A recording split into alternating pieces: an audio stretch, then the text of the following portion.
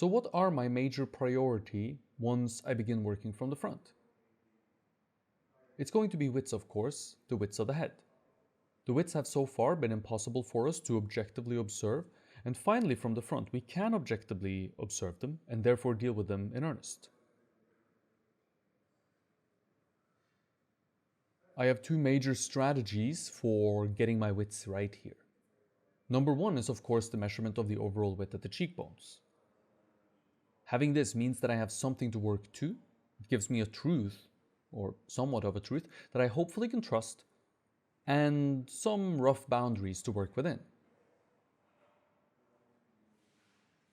I also use 4 major bony landmarks to try and figure out my widths.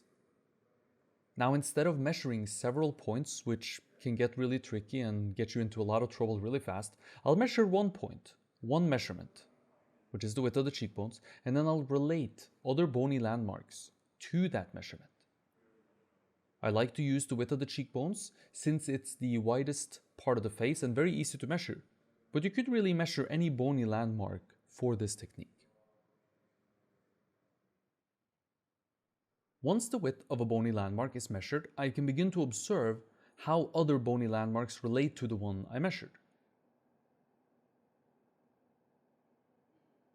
For example, what is the angle between the cheekbone and the corner of the jaw? What is the angle between the cheekbone and the corner of the eyebrows? Ultimately, the only thing that matters is not the exact scale or anything like that. It is accurate relationships between bony landmarks. And in addition to that, I should mention, it is accurate relationship between the heights that we established and the widths that we are about to establish. Now, if you get all of those right, then you'll get an end result that looks right. Now, just because something looks right or is right doesn't mean that it looks good, of course, but that's a whole nother issue.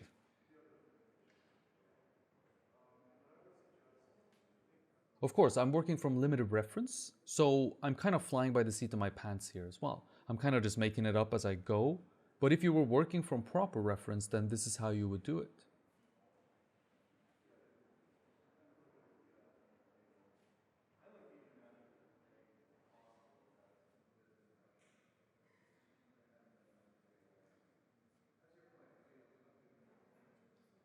There are 2 routes you can take once you begin dealing with widths from the front.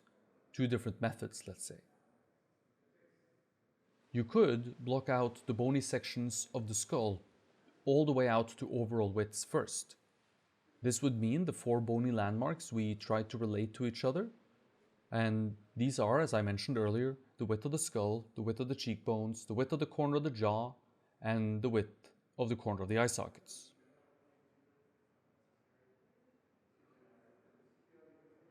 Blocking these in so they relate well to each other and are at full width is a useful way of dealing with sculpting a portrait. You would then work to fit the information of the face, the fleshy bits and the features, within this framework.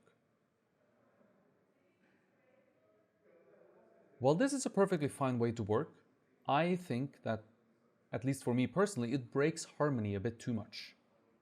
You get a really abstract looking sculpture for a long time, and while it might be a little bit faster to do it this way, I find it also perhaps a little bit harder to compare sculpture to reference.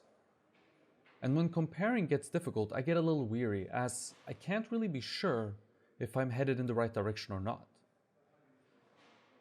If comparing is easy, I feel more at ease, since I can tell if I'm headed in the right direction, and I can course correct if I notice that I'm not.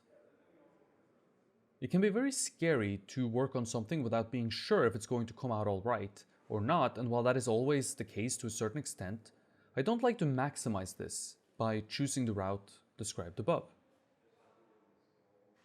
Now, having said all of that, it is a perfectly valid approach, and many sculptors I greatly admire use this method.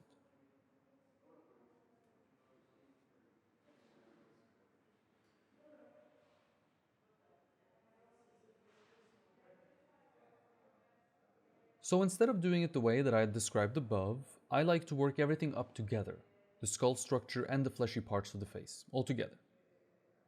I personally find that this way I have a little more control and my sculpture looks like something for the majority of the process.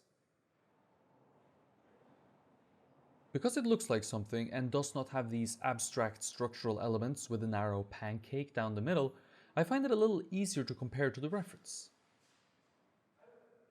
It's probably also a little bit more confidence inducing.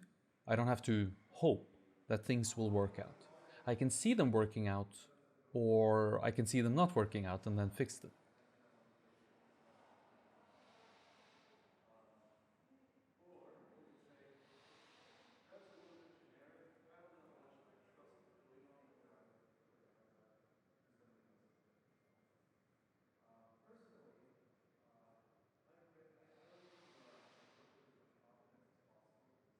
I also find that addition of large amounts of clay at once tend to mess things up more than they fix things.